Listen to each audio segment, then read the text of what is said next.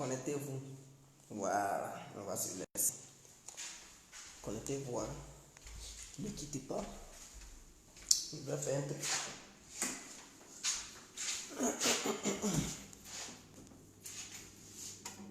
C'est important.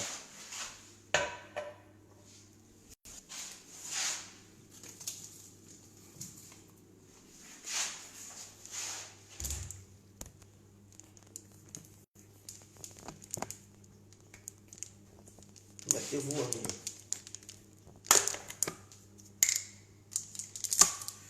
Mettez-vous en ligne.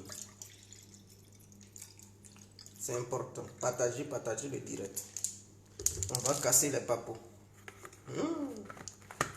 Partagez le direct, on va casser les papos. Partagez le direct même. On va dire la vérité aux Ivoiriens. Partagez le direct, partagez-le.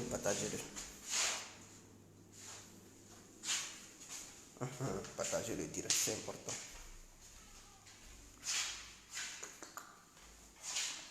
Je me servais un verre pour bien me mouiller la gorge. Il faut hydrater la gorge pour mieux bailler. Ça fait mien. Partagez le direct. Et puis, j'ai l'impression que les gens ont peur de s'abonner. Si vous faites des perturbateurs politiques, abonnez-vous. N'ayez pas peur. Abonnez-vous. Je sais que j'ai été restreint. Ma page Facebook a été restreinte parce que il y a des gens du gouvernement qui ont signalé ma page. Parce que normalement, à temps normal, si ce sont des followers qui ont signalé, Facebook t'envoie un message pour dire des gens ne sont pas d'accord, pourtant, voilà pourquoi ils ont signalé. Mais pour moi, là, ça n'a pas été le cas. Facebook m'envoie un message pour dire tu es un élément dangereux. Si tu ne fais pas de truc, si tu continues, tu vas contre le standard de Facebook, nous serons obligés de désactiver ta page. J'ai dit, mais qu'est-ce que j'ai fait? On dit, non, tu es un élément dangereux. Que tu fais du chantage. Mais je dis, mais j'ai fait du chantage à qui? Voilà ce que Facebook me dit. Je fais du chantage.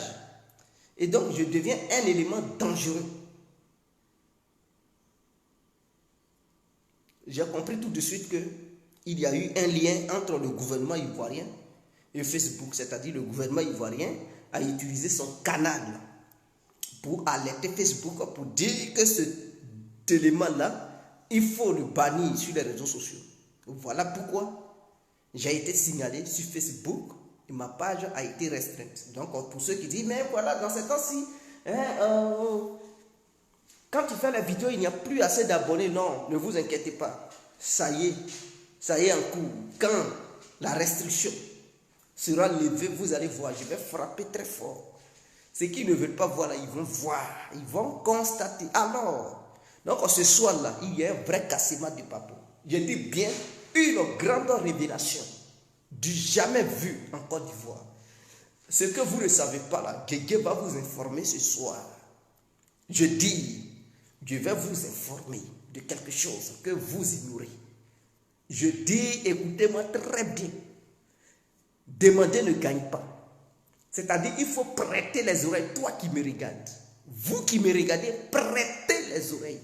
Car demander ne gagne pas. J'ai compris, il ne revient plus en arrière lorsqu'il part en avant. Alors, écoutez-moi, chacun n'a qu'à prendre son tabouret pour s'asseoir et se brancher devant son écran pour écouter minutieusement. Je dis bien, écoutez-moi de façon minutieuse pour ne pas rater un terme qui sortira de la bouche de l'incontournable. J'ai compris. Pour cela, là, je vous demande de partager. Je vais m'hydrater la gorge. C'est très important. Partagez le direct, mes frères. Partagez-moi ça. Ah, on est là, bon. Kelsey Kodiale, big up à vous. Robert Babalola, big up à vous. Dieu est vivant, big up à vous. Ceux même qui ne m'aiment pas là, big up à eux tous. Bonsoir à tous et à toutes, pour tous ceux qui ne me connaissent pas. Je suis l'incontournable. Je dis bien, je suis l'incontournable. Gué complet, tout terrain. L'homme dont on parle, l'homme qui n'a pas froid aux yeux, l'homme qui ne marche non plus pas ses mots. Appelez-moi devant la vie. L'homme n'est rien. Gouverneur italien. Docteur Mondon. Laisse-moi mourir 5 heures. Boum, boum. L'homme n'est rien. El Padrino. Alors, ou Camari de Zo. Donc voilà à nouveau devant cette caméra. Pour parler d'un dossier très lourd comme la tare. Alors, donc, quand je parle de la tare, il faut frapper dans la tare de façon verbale pour épargner ceux qui ne sont pas concernés et ceux qui sont concernés, ils se sentiront touchés. Alors, il faut frapper dans la tare. Selon Dieu saura ceux qui ne sont pas concernés et Dieu saura ceux qui sont concernés. Alors, allons-y. Chacun prend son fusil de façon verbale pour frapper dans la tare car elle est très lourde. Je vais m'hydrater la gorge et on poursuit. Mes frères, partagez le direct. Alassane Dramane Ouattara est dans l'incapacité de gouverner notre nation. Je dis bien Ouattara Dramane, le président actuel de la République de Côte d'Ivoire. Il est dans l'incapacité morale, physique et intellectuelle de gouverner encore notre pays.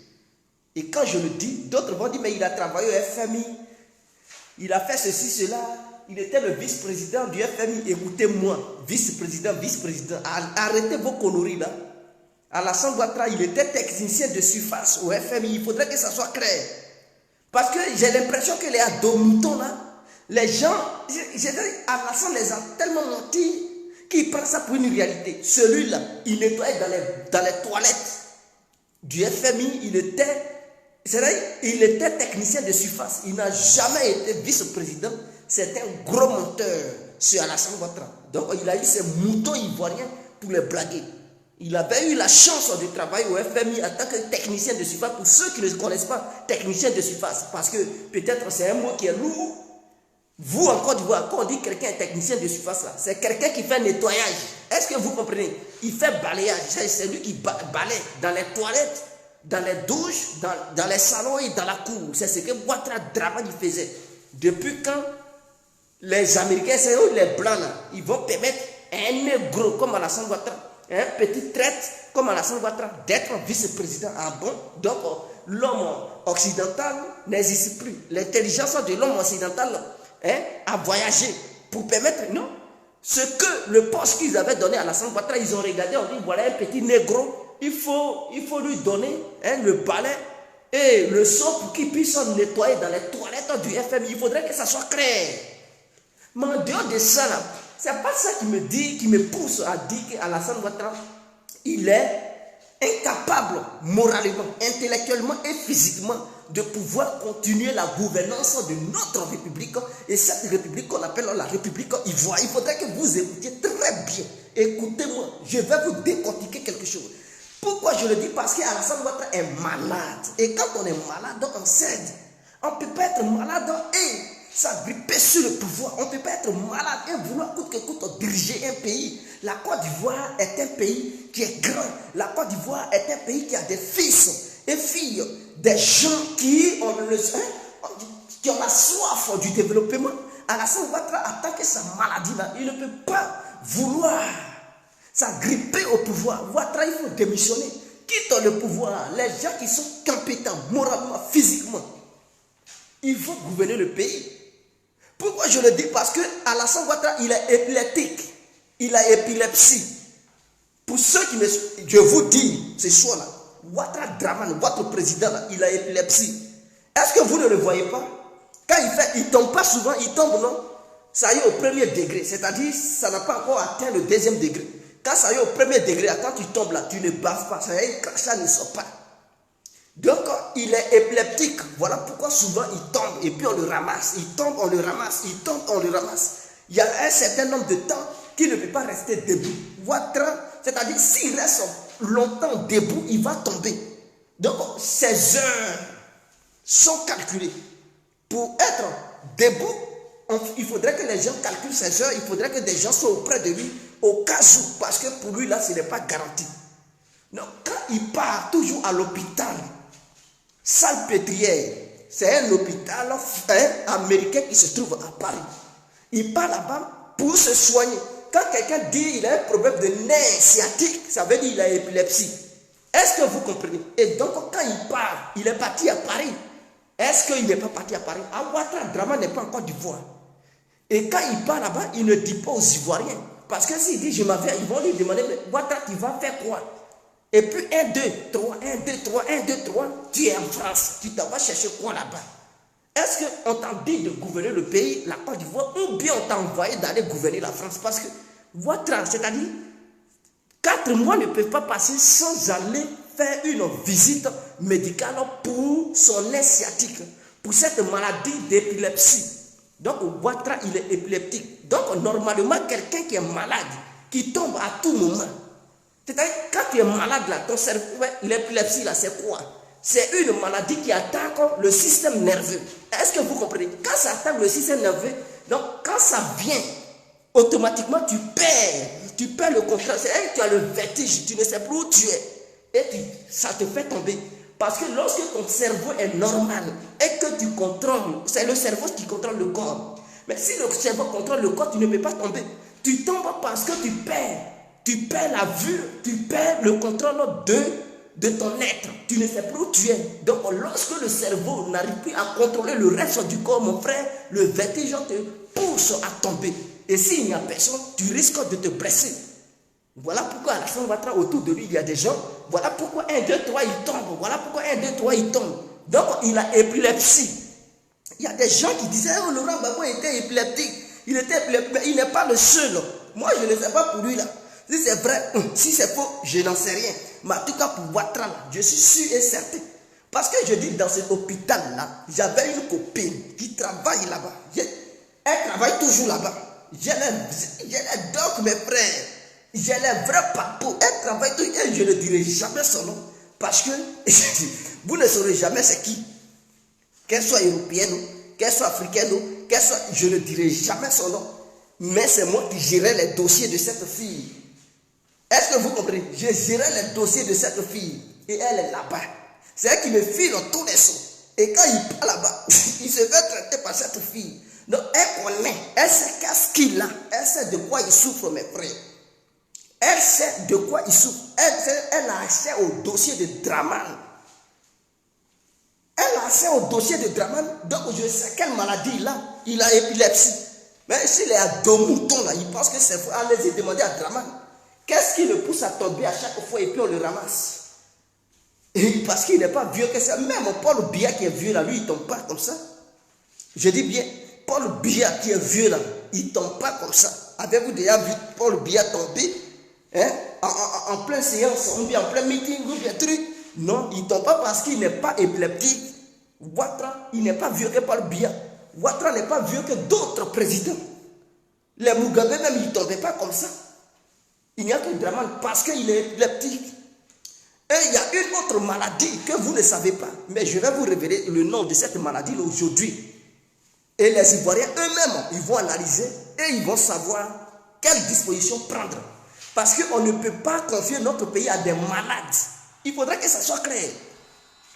Lorsque tu as l'épilepsie, c'est une maladie mentale. C'est une question de cerveau. Donc, Ouattara a un problème mental. Quelqu'un qui a un problème mental, est-ce qu'il a la capacité intellectuelle et morale encore de gouverner le pays? Il ne peut plus. Voilà pourquoi je dis Dramane Alassane Ouattara, ce Burkinabé, ce Dramanistan, il n'a pas les capacités intellectuelles. Parce que lorsque tu as un problème, tu as des troubles, tu as des troubles mentaux, tu ne peux plus bien réfléchir comme un homme normal. En ce moment-là, ton intellect perd. Tu perds ton intellect. Tu perds ta moralité. Tu perds tout ce qui est intelligence. Tu perds tout ce qui est capacité de raisonnement. Ou bien capacité de réflexion. En ce moment-là, tu n'es plus digne. Tu ne peux plus représenter des gens qui sont normaux. Est-ce que vous comprenez? Nous qui sommes normaux là, est-ce qu'un malade peut... Mais c'est comme si les Ivoiriens, ils étaient dirigés par un fou. On dit quelqu'un est fou et puis il est ton président. Est-ce que c'est normal? Je demande aux militaires de voir ce qu'ils peuvent faire. Moi, je n'ai rien dit. C'est quand même, ils n'ont qu'à voir ce qu'ils peuvent faire parce que nous qui sommes normaux, nous, le peuple ivoirien, nous les dignes fils du pays, nous les dignes filles de la nation ivoire, nous qui n'avons pas ces problèmes, on ne peut pas accepter que quelqu'un qui a un problème mental, qui a un problème, son cerveau est dérangé. On ne peut pas accepter qu'un tel individu nous dirige. Non, c'est inacceptable. Il faudrait que Ouattara parte. C'est pas lui-même qui gère le pouvoir, c'est sa femme qui contrôle maintenant le pouvoir. Parce que Ouattara même, lui-même, tout ce qu'il dit là, on met ça dans sa tête.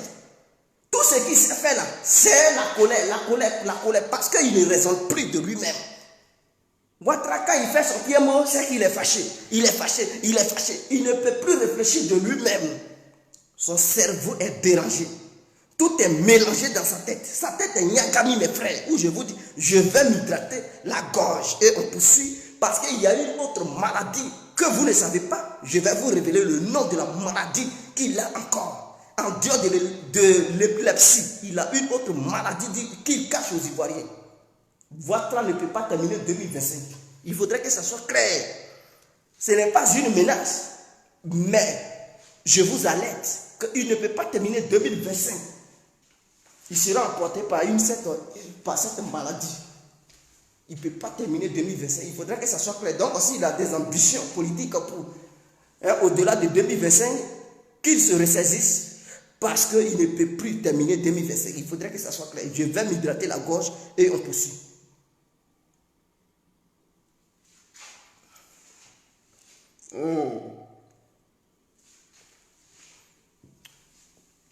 J'ai bâti campagne pour Ouattara, oui, parce que je ne savais pas qu'il était épileptique. C'est après des recherches que j'ai découvert que non, ce monsieur, il n'avait pas son cerveau complet. Ce monsieur, il avait perdu une partie de sa tête. Donc, quelqu'un qui perd une partie de sa tête, c'est un fou. Quelqu'un qui n'a plus son cerveau complet pour raisonner normalement. Quelqu'un dont son cerveau a toujours le vertige. Et il tombe. Ah, mes frères, on est où là? Nous ne sommes pas dans un pays où le dirigeant doit faire des catchs.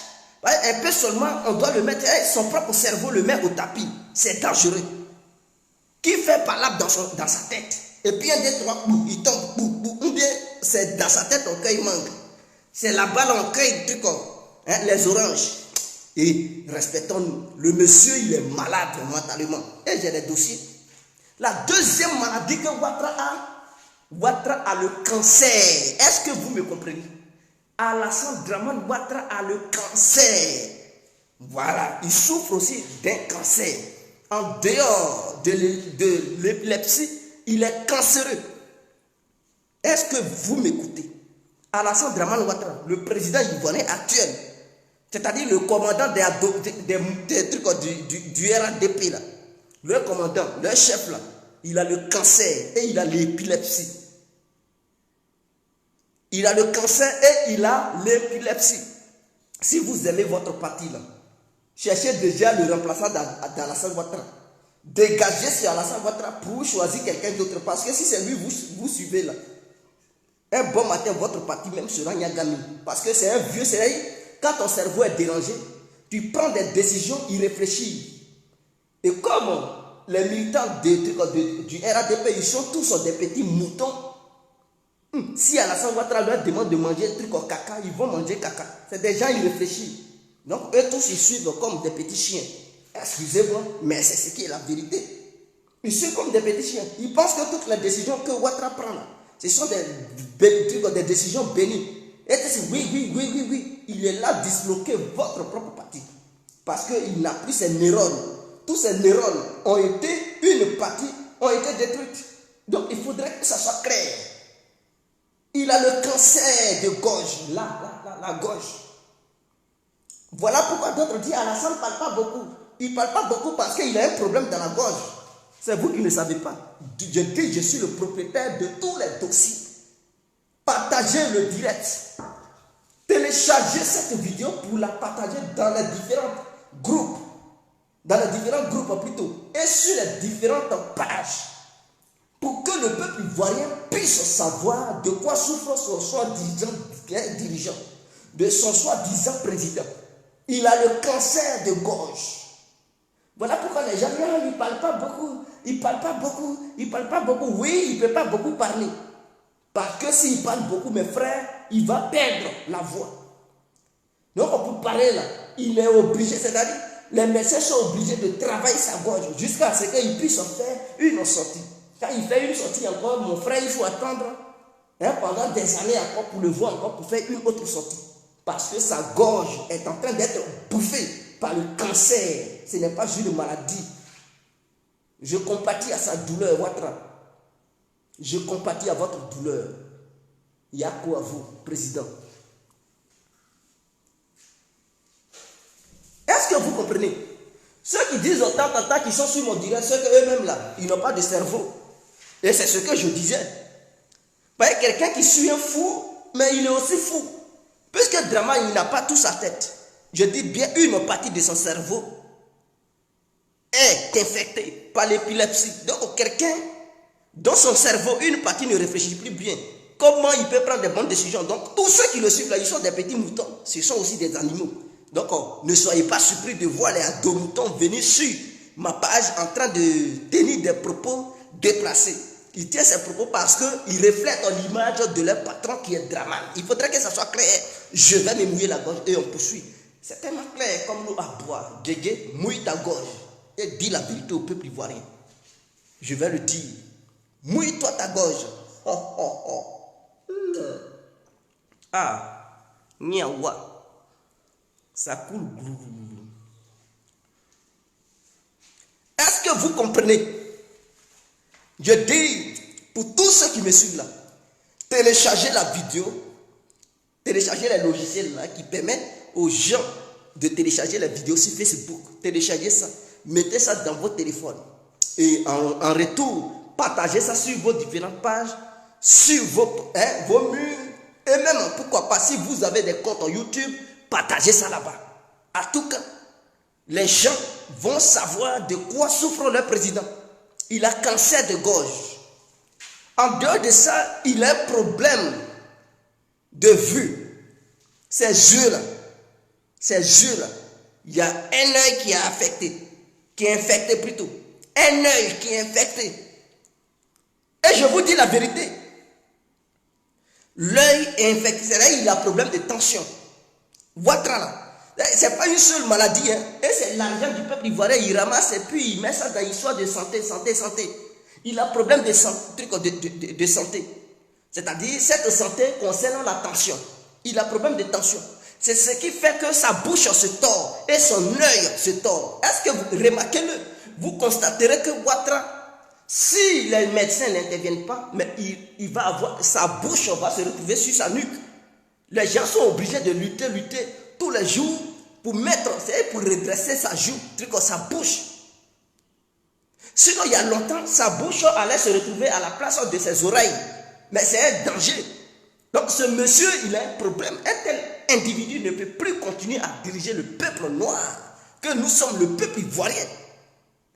Des braves citoyens que nous sommes, un citoyen lambda, qui a ses capacités intellectuelles, ses capacités de réflexion en place, qui se fait diriger par quelqu'un dont une partie de son cerveau est mort, est neutralisé par l'épilepsie, dont sa gorge est en train d'être rétrécie par la force de frappe du cancer qui lui dérange la gorge en ce moment, et donc sa bouche se tord parce que la tension est en train de le ronger et qui attaque non seulement la bouche mais aussi son œil. Danger à l'horizon. Que fait le peuple noir ivoire? Nous devons prendre des responsabilités pour pouvoir permettre à nos citoyens de se faire diriger par quelqu'un qui réfléchit, qui a toute sa tête, qui ne tombe pas à n'importe quel moment. À n'importe quel moment. Non, on doit mettre des gens qui sont bien portants. Et il faille que la prochaine fois, ceux qui vont candidater à une élection quelconque fassent des visites médicales. Il faudrait que ça soit clair. Ouattara, il sait qu'il ne peut pas. Est-ce qu'il a mis ça? Non, il n'exige pas ça. Il dit non, pour être candidat, il faut avoir un tel nombre de trucs, d'élus dans telle région, ce n'est pas de ça qu'il s'agit. Il ne veut pas cette histoire de visite médicale parce qu'il sait que les candidats du RADP, ce sont des malades. Ce que je vous dis, ce sont des malades. Gonkoulibaly était un malade. Il a présenté, il dit voilà candidat. Est-ce que ce que je vous dis là, je mens? S'il met cette histoire de visite médicale, aucun candidat du RADP ne peut se présenter. Parce que eux tous, ils sont infectés. Ils sont dérangés par des microbes qui les dérangent. Leur tête là, non seulement ils n'ont pas ça. Prenez Soumoro, celui qu'on appelle Mamadou Cimetière, qui est à l'Assemblée nationale, c'est-à-dire le président de l'Assemblée nationale. Il ne peut même pas représenter le RADP plutôt, parce que lui-même là, il est malade. Si on dit visite médicale, non seulement Cimetière sera recalé, Dramane Ouattara lui-même il sera recalé. Gonkoulibaly qui était présenté comme le représentant du RADP à une élection quelconque, lui-même il allait être recalé même, il n'allait pas être validé par la constitution ivoirienne. Même si Ahmed Bakayoko, on présentait Ahmed Bakayoko de temps, lui-même il allait être recalé. J'ai défendu Ahmed Bakayoko et je continuerai de le défendre. Je ne suis pas là à dénigrer son cadavre, mais lui-même il était aussi malade. Il ne pouvait pas aussi continuer, il allait être éliminé. Il faudrait que ça soit clair. Non, au sein du RADP, là, tous les cadres que vous voyez, ce sont des malades qui sont là-bas comme ça. Non, ils n'ont pas qu'à d'exiger que quiconque veut être candidat doit avoir sa santé à 100% garantie. Ils n'ont pas qu'à de mettre ça là-dedans. Sinon, eux tous, ils seront éliminés. Ils sont des malades. C'est des malades. Donc, voici de quoi souffre Dramane. Il est à Paris en ce moment. Il est à Paris là-bas. Il vit en France là-bas. Il n'a même pas averti le peuple ivoirien. Il n'a même pas informé le peuple. Et il fuit, ouais, il vient en Europe pour se faire soigner. Pendant ce temps, il y a des gens qui crient à cause des chues en Côte d'Ivoire. Ah oui, des gens, des femmes qui accouchent, dont on laisse leurs enfants périr. Et Dramane Ouattara, lui, il s'en fout, il est au crayon ici, il est au frais, il se fait soigner et il est incapable de payer les matériels nécessaires pour s'occuper du peuple ivoirien. Il prend l'argent, il partage ça à ses militants voyous de cyber, du RADP. Il prend l'argent, il leur donne ça, il leur distribue ça.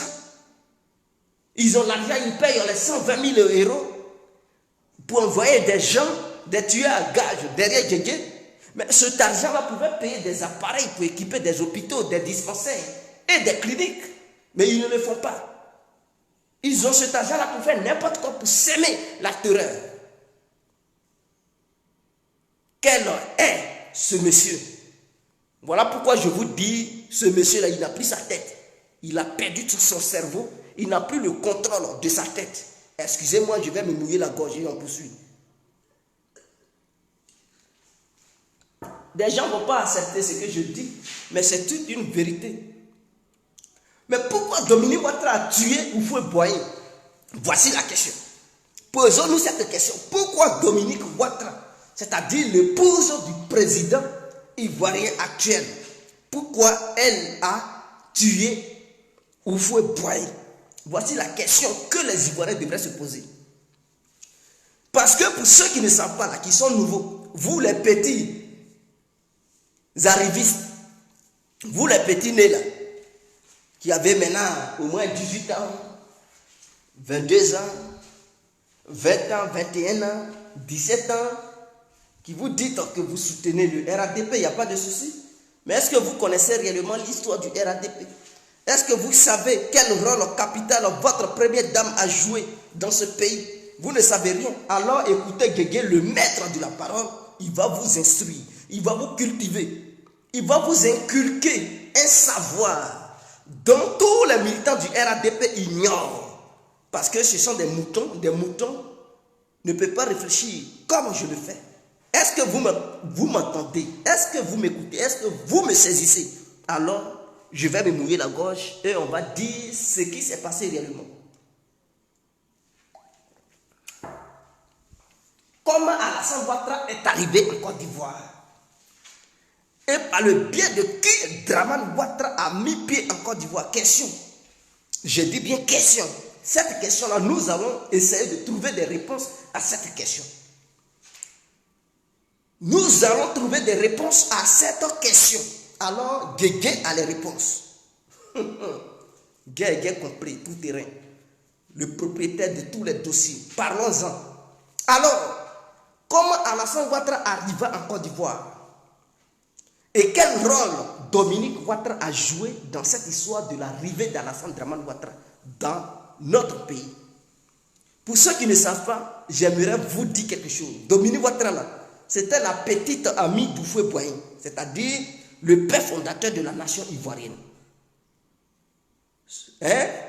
Houphouët-Boigny, là, feu Félix Houphouët-Boigny, c'est lui qui moussait, c'est lui qui nettoyait le champement de Dominique. Est-ce que vous me saisissez? C'est lui qui caillait. Son calibre là, c'est lui qui enlevait ça. C'est lui qui pompait ça. C'est lui qui frapponnait ça. C'est lui qui accélérait le disjoncteur de Dominique Ouattara. C'est lui qui appuyait l'accélérateur de Dominique Ouattara. Est-ce que vous comprenez ce que je veux dire? Pour ceux qui ont les oreilles, qui ont leur cerveau en place, ils savent de quoi je parle. Mais peut-être d'autres ne vont pas comprendre parce qu'ils ont un cerveau qui est déjà démonté. Je dis bien, Houphouët-Boigny là, c'est lui qui enlevait le calibre. Quand je parle de calibre, vous savez de quoi je vais parler. C'est lui qui enlevait le calibre de Dominique Ouattara. C'est lui qui nettoyait le champement de Dominique Ouattara. C'est lui qui dégraissait, je dis bien, qui dégraissait les paroisses de Dominique Ouattara. C'est lui qui accélérait le disjoncteur, qui appuyait le disjoncteur. C'est lui qui appuyait l'accélérateur de Dominique Ouattara. C'est lui qui nettoyait le puits de Dominique Ouattara. Donc, pendant qu'il nettoyait ça, Dominique Ouattara était en liaison avec Alassane Ouattara. Non, pendant que Houphouët nettoyait tout ça pour Dominique Ouattara, cette dernière-là, elle était en liaison avec Ouattara. Donc, non seulement elle n'est pas sérieuse, parce que elle était auprès du vieux Houphouët-Boigny. Elle faisait croire à Houphouët-Boigny qu'elle aimait. Houphouët-Boigny, vous aimez, vous comprenez aussi, c'était un homme à femme. Il est comme Gbagbo aussi, qui lui aussi, quand il voit, il laisse pas, il frapponne partout. C'est ça, on dit un vrai garçon, un vrai Woody. Donc Houphouët aussi était un Woody. Il ne laissait pas les femmes s'échapper. C'est dans ça là, il caillait sa propre. Mais Dominique Ouattara à son tour, elle avait son pion qui était Ouattara Dramane. Lui qui était technicien de surface au sein du FMI. Alassane que vous connaissez là, je dis bien il était technicien de surface. Pour ceux qui ne connaissent pas l'histoire des techniciens de surface, c'est ceux qui nettoient toilettes, c'est caca des blancs là. C'est Alassane Ouattara qui nettoyait les toilettes des blancs, c'est-à-dire quand le directeur du FMI chie, c'est Ouattara qui partait nettoyer dans les toilettes. C'est lui qui arrangeait les tables, comment, voilà, les vitres, c'est lui qui essuyait tout. Donc c'était ça son travail. Donc, Dominique Ouattara a vu que non, elle pouvait faire quelque chose avec Alassane Ouattara. Alors voilà comment, par ses contacts, lors d'une réunion du G7, je dis bien lors d'une réunion du G7, et ceux qui faisaient partie du G7, ce n'est pas aujourd'hui, cette histoire du G7 a commencé. Il y avait le Japon. Il y a ceux qui représentaient le G7. Il y avait le Japon. Il y avait le Canada. Il y avait les États-Unis. Il y avait la France. Il y avait l'Allemagne. Il y avait l'Angleterre. Est-ce que vous comprenez? J'ai cité les pays, n'est-ce pas? C'est ceux-là, ce club-là qui formait le G7. Et lors d'une réunion du G7, Dominique Ouattara convainca les présidents, les représentants de ces nations-là, que Alassane Ouattara pouvait faire l'affaire et qu'elle était auprès du président ivoirien et qu'elle pouvait tout faire pour imposer Alassane Ouattara à Houphouët-Boigny en disant que Alassane Ouattara était un grand, je dis bien un grand économiste. Je dis bien, elle a fait croire à Houphouët que Alassane Ouattara était un grand économiste. Houphouët, parce qu'en Côte d'Ivoire, il n'y avait jamais eu de premier ministre. Il faudrait qu'on soit clair. le poste de premier ministre, ça n'avait jamais existé. Donc, Houphouët-Boigny, c'est un vieux, c'est un ancien. Il ne pouvait pas prendre Alassane Ouattara comme ça pour l'amener. Lui, il dit qu'il veut des preuves. Lui, il dit qu'il veut des preuves. Donc, c'est dans cette histoire de preuves-là. Mais Dominique Ouattara ne s'est pas arrêté là. Qu'est-ce qu'elle faisait? Elle couchait encore avec le directeur de la BCEAO, qui était un Ivoirien au temps d'Houphouët-Boigny, dans les années 80. Est-ce que vous me comprenez? Dans les années 80, il y avait un DG de la BCEAO qui était ivoirien, j'ai oublié son nom.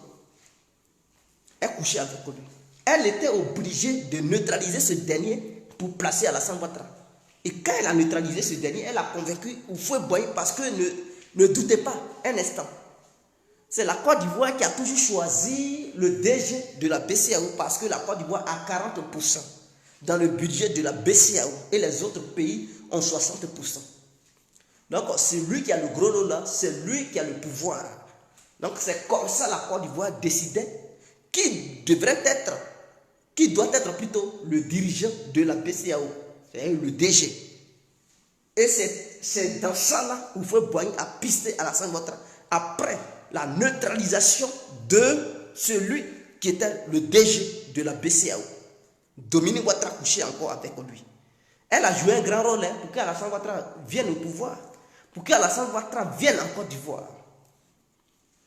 Après la mort de ce dernier, Dominique Ouattara a convaincu Houphouët-Boigny. Elle ne s'appelait pas Dominique Ouattara, vous connaissez son nom, mais je préfère l'appeler Dominique Ouattara, comme ça le peuple ivoirien va la connaître. Et elle a convaincu Houphouët, et Houphouët a pisté Alassane Ouattara là-bas. Donc après sa démission, en tant que technicien de surface du FMI, il débarque en Afrique et il va travailler à la BCEAO, mes frères. C'est là-bas il était, et puis il signait sur les billets, les billets de 10 000, tous les billets que vous avez connus. Voilà, il signait sur ça. Après ça, l'économie ivoirienne n'en allait plus.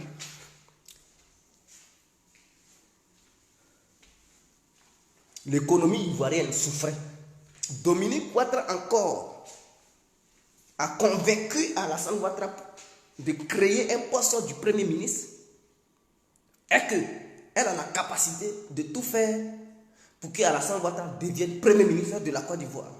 Parce qu'au début, il a fait croire à Houphouët que non, lui, la politique, on ne l'intéresse pas. Lui, il est dans le domaine économique et tout, que voilà, où ils l'ont mis là, ça, ouais, c'était bon, il allait être toujours DG de la BCEAO. Or, c'était un rôle, c'était un menteur. Lui, ce qu'il visait là, c'était de devenir président de la République de Côte d'Ivoire. Dominique Ouattara a convaincu à Houphouët-Boigny de créer ce poste et qu'elle va tout faire pour qu'il accepte la proposition du vieux. C'est comme ça le vieux crée le premier poste de la première fois, le premier poste du premier ministre pour la première fois en Côte d'Ivoire. Et Alassane Ouattara quitta le FMI, je dis quitta le FMI, quitta la BCEAO pour venir en Côte d'Ivoire et devenir premier ministre de la République ivoirienne. C'est comme ça Dominique Ouattara a tout fait pour envoyer Alassane Ouattara en Côte d'Ivoire. Mais le vieux Houphouët ne savait pas que Dominique Ouattara couchait avec Ouattara. Lui, il pensait qu'il était le seul qui moussait ça. Or, Alassane Ouattara, il était encore bien jeune. Donc, vous comprenez? Est-ce que vous comprenez? Voilà. Ça marchait trop. Donc, il était dans la capacité de frapper dans les paroisses plus que Houphouët-Boigny. Donc, Dominique Ouattara, il adore bien ça. Donc, c'est lui qui tapait ça. Et comme Alassane Ouattara et Dominique Ouattara avaient des ambitions politiques, voulaient diriger un jour le pays, alors Dominique Ouattara était dans l'obligation de neutraliser Houphouët-Boigny. Mais avant ça, c'est elle qui gérait tous les biens d'Houphouët. Côté maison, côté truc, argent, les comptes bancaires, tout. C'est elle qui gérait ça, mes frères. Je dis bien, c'est elle qui gérait ça. Pour ceux qui ne savent pas, en France là-bas, là, Oufou avait acheté un quartier. Et quand un Ivoirien venait en Europe, cet Ivoirien-là, il ne souffrait pas parce que lui-même, il avait une Côte d'Ivoire en France. Je répète, Oufoué avait acheté tout un quartier en France. Et quand les Ivoiriens venaient en Europe, ils ne souffraient pas. Ben, il y avait des immeubles, tout. Il y avait un hôpital pour les Ivoiriens. Et quand ils venaient là, ils vivaient chez eux. Voilà. C'est Oufoué qui a fait ça. Mais mes frères, tout ça a été vendu par Dominique Ouattara quand Oufoué est mort. Elle a tout vendu. Elle a liquidé tout. Elle a tout pris, mes frères. Toutes les maisons, tous les biens.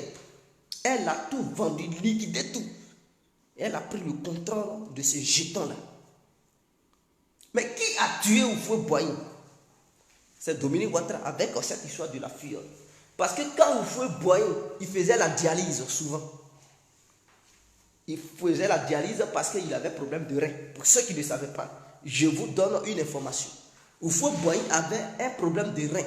Donc il devrait toujours aller de temps en temps en Europe pour traiter son sang. C'est dans cette histoire de traiter sang là. Quand il allait et qu'on devait traiter son sang, Alassane Ouattara avait interdit toute visite de la famille d'Oufoué Boigny de rentrer dans la salle dans laquelle se passait la dialyse. Et c'est dans cette histoire de dialyse-là, ils ont introduit quelque chose dans le tuyau et Oufoué est mort. Parce qu'Alassane Ouattara voulait devenir président. Voilà comment Dominique Ouattara a éliminé Oufoué. Et quand ils l'ont éliminé, ils n'ont pas annoncé ça tout de suite aux Ivoiriens. Ils ont attendu pendant longtemps, 3 jours, 4 jours comme ça, avant de dire Oufoué est mort. C'est là, Alassane Ouattara voulait prendre le pouvoir. C'est en ce moment-là, il y a eu confrontation entre Alassane Ouattara et puis Bédié. Vous pensez que c'est pour ne rien Bédié a fait? Non, Bédié l'a pourchassé parce qu'il voulait prendre le pouvoir. Après avoir éliminé le père adoptif de Bédié, il voulait maintenant s'accaparer du pouvoir. Bédié a dit non, c'est pas devant moi. Tu as beaucoup fait. Tu ne peux plus dépasser les bords. C'est comme ça il a dit, il a eu une nationalité douteuse. Il a chassé. Il est parti en exil. Il s'est retourné aux États-Unis là-bas pour aller encore maintenant conduire taxi cette fois-ci. C'était plus technicien de surface, mais c'était pour aller maintenant conduire taxi. Il était devenu conducteur de taxi. Et c'est Gbagbo qui lui a permis de revenir. Gbagbo que vous dénigrez là, c'est lui qui a permis à Alassane Ouattara de revenir. Mais on fera une vidéo pour étaler ça aux Ivoiriens. On va parler de l'histoire. On va expliquer au peuple ivoirien si le RADP existait là, c'est grâce à qui? Si Alassane Ouattara est quitté dans son Amérique lointaine, après sa fuite, après la poursuite contre lui, datant des années 90, s'il est revenu là, c'est grâce à qui? S'il est devenu candidat et président là, c'est grâce à qui? On va étaler ça pour enseigner les militants moutons de Ouattara. On va leur enseigner ce que c'est que.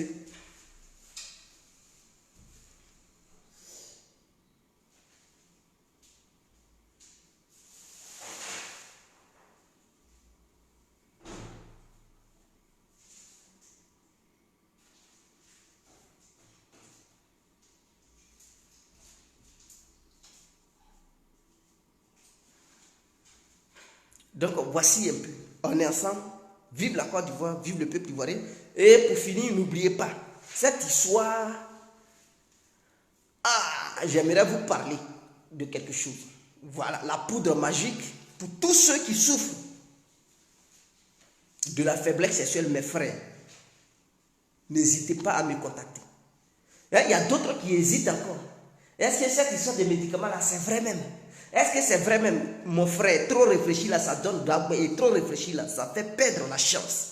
Pendant que tu réfléchis là, la maladie là, elle augmente. Elle se multiplie dans ton corps. Elle est là, te détruit. Tu as frappé à toutes les portes. Personne ne t'a donné le bon remède pour te soigner. Mais mon frère, frappe porte de guerre complet. Guerre va t'ouvrir sa porte et il va te donner ce qui va te soigner. Tu as un problème de faiblesse sexuelle. Dis-toi que c'est fini dans ta vie. Cette histoire de faiblesse sexuelle, tu ne vas plus jamais entendre parler de ça. Parce que j'ai la poudre magique qui va neutraliser ça. Je dis bien, c'est une poudre qui est très aiguë, précise et concise. Cette poudre ne rate jamais sa cible. C'est une poudre phénoménale, une poudre extraordinaire. Ça n'a rien à voir avec Atoté. Si je veux parler en langage truc, c'est le grand frère d'Atoté. Lui et Atoté ne jouent pas le même rôle. Lui, il est au-dessus de ce que vous connaissez Atoté. Lui, il est au-dessus de ça. Et après lui, là, il n'y a plus autre médicament capable de résoudre le problème de la faiblesse. C'est lui ou rien. Je dis bien, c'est lui ou rien. Maintenant, ceux qui ont le problème de coco, là, pourquoi vous souffrez? Il y a le coco, je suis constipé, quand je vais aux toilettes, là, le machin, là, ça sort. Mes testicules me font mal. Mes frères, mes yeux me grimpent. Est-ce que tu es obligé de souffrir et crier seul? Je dis, voilà. Lui qui te parle là, il est là. Ceux qui commandent l'histoire de coco là, je vois les hommes seulement, il n'y a pas de femmes. Les femmes, elles pensent qu'elles n'ont pas coco. Mes soeurs, vous avez coco, hein? Coco là, ça frappe homme comme femme. Faut pas te dire que tu es femme donc tu n'as pas coco. Ah oui, tu as menti. Le coco là, ça ronge les femmes et les hommes. Et ma soeur, sache que quand ça te ronge là, quand tu vas faire l'amour là, souvent, c'est sec. Je dis ça aux femmes pour qu'elles comprennent. Souvent, c'est sec. Tu es obligé de prendre les lubrifiants pour que monsieur puisse faire quelque chose. Parce que c'est sec. Et ça te fait mal. Pourquoi tu te laisses souffrir? C'est le coco qui est la base. Pourquoi tu vois ça, mais tu ne parles pas là? Tu vas finir toutes les pommades du marché. Au lieu de prendre l'indigénat, il n'y a pas d'effet secondaire. L'indigénat qui est le vrai médicament de coco. Ma soeur, tu te traites. Histoire de trucs au sec, là, tu vas oublier ça. Ça va être bien mouillé. Monsieur sera satisfait.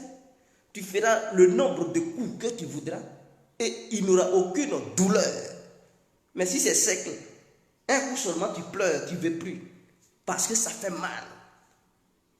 Tu mets pommade qui est remplie de trucs. Et vers la fin, ça va te donner le cancer. Bah, oui, pommade là, il y a des effets secondaires. Pommade, tu ne sais même pas quel produit ils ont utilisé pour fabriquer pommade. Voir quel truc, matière chimique ils ont pris pour fabriquer pommade. Tu mets ça dans toi, tu cherches quoi? Et après, tu vas avoir cancer là-bas, là. Tu vas avoir cancer au sous-sol. Et tu vas souffrir. Ta famille va pleurer. Pourquoi? Viens voir l'incontournable. Avec le médicament du coco, ma soeur, ça va être remouillé à nouveau. Et tu seras satisfaite. Les hommes aussi, le coco, là, c'est ça qui est à la base de l'hernie. Les garçons, là, c'est pour hernie et puis truc. Les femmes, là, c'est là-bas, là, ça rend ça sec. Et puis, voilà, ce n'est pas mouillé. Donc, est-ce que vous comprenez? Je ne vais pas dire le nom, mais elles savent de quoi je parle. Ceux qui ont les oreilles, qu'ils entendent. Donc, mon frère, si tu vis ça chez toi à la maison, tu vois que quand tu parles à madame, c'est toujours sec. Elle a le coco. Ah tiens, elle a le coco. Je dis bien, elle a le coco. Il faut venir prendre la matière, la feuille extraordinaire. Elle va se soigner. Tu vas voir, ça sera bien mouillé, tu seras heureux. Elle sera heureuse. Donc, on se laisse. Pour finir là, je vais laisser mon numéro. 0032 46 52 54 128. Alors, ce numéro-là, vous pouvez me joindre uniquement sur WhatsApp. Qui est Gaou. Parce que mon numéro-là, je l'ai coupé. J'ai mon propre numéro privé belge que je ne donne à personne. Il faudrait que ce soit clair. C'est moi seul et ma famille qui possèdent ce numéro-là. C'est-à-dire mon deuxième numéro belge que moi seul, voilà, parce que ça, j'ai coupé la ligne. Comme ça, là, ceux qui me cherchent en Belgique, là, ils vont taper, il a sur quel téléphone? À travers son téléphone, mon frère, vous n'allez pas me voir à travers mon numéro de téléphone, parce que j'ai déjà bras la ligne. Vous pouvez me voir uniquement via WhatsApp. Est-ce que vous me comprenez? Maintenant, le numéro français que j'ai aussi, parce que j'ai plusieurs numéros. J'ai le numéro belge, j'ai pour la France, j'ai pour j'ai pour la Suisse, j'ai pour la Hollande et j'ai pour l'Espagne. On m'appelle compris. Il y a des numéros que je donne, il y a des numéros que je ne donne pas. Donc, j'ai tous ces numéros-là. On m'appelle le propriétaire de tous les dossiers. Donc, pour la France, là, c'est 0033 753 02 44 64. Vous enregistrez ça. Envoyez-moi des messages sur WhatsApp. Vous allez me voir. Sur ce, on se laisse. Vive la Côte d'Ivoire, vive le peuple ivoirien, on est ensemble. C'était l'incontournable qui a compris. Ciao.